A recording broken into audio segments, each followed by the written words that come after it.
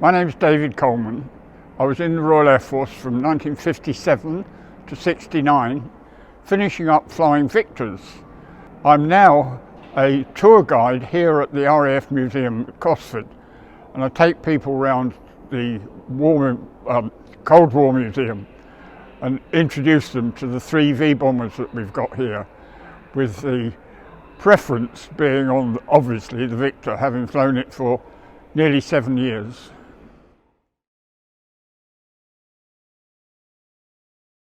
It started off with 15, and the plan for it is quite amazing, how they took off, refueled each other, went back, got some more, went up again to refuel some more, and the last one then refueled the Vulcan, and then he came home.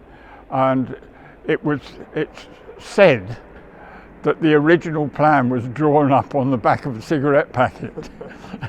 It probably was, but the final plan was it just worked a treat.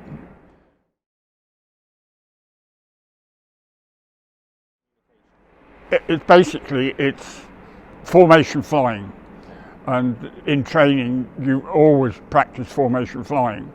The big difference is that the drogue and the hose tend not to be standing still.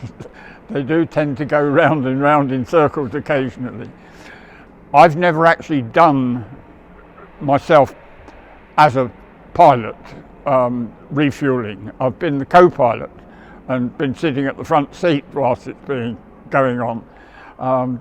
But the secret is not to actually look at the drogue itself, but to fix on the aircraft that you're refueling from, and fix on that, and then slowly formate on it, getting closer and closer, and all being well, the probe will go into the drogue.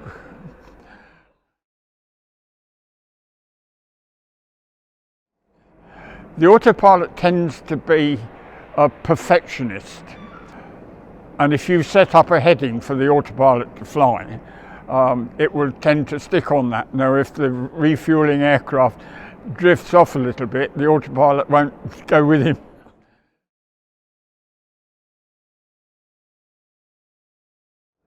Because we were in the V-Force, we had a pre-flight meal, a proper cooked meal. We had a post-flight meal, again a proper cooked flight, and we also had an in-flight meal, which was squash and sandwiches. But on the long trip that we did, the AEO, Air Electronics Officer, was very friendly with the chef in the aircrew buffet, and he arranged for steak sandwiches. He got the cut loaf and the butter, and the steaks were cut to size to fit inside a soup tin. So they were pre-cooked, and then he put them in the soup tin, and we each had a soup heater in the Victor. He put it in the soup heater and switched that on, and after about an hour and a half we got nice warm steak sandwiches. That takes slow cook to a whole new level, doesn't it? It does, yes.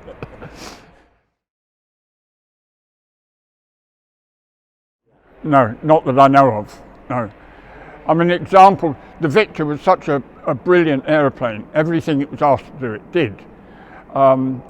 In the Gulf War, it was tasked to do 299 refueling sorties, and it did every one of them, without fail. One Victor actually went through the sound barrier in a very shallow dive when it was being tested out of Radlett, and the crew in the back said they were the first people to go through the sound barrier backwards, because they all faced backwards.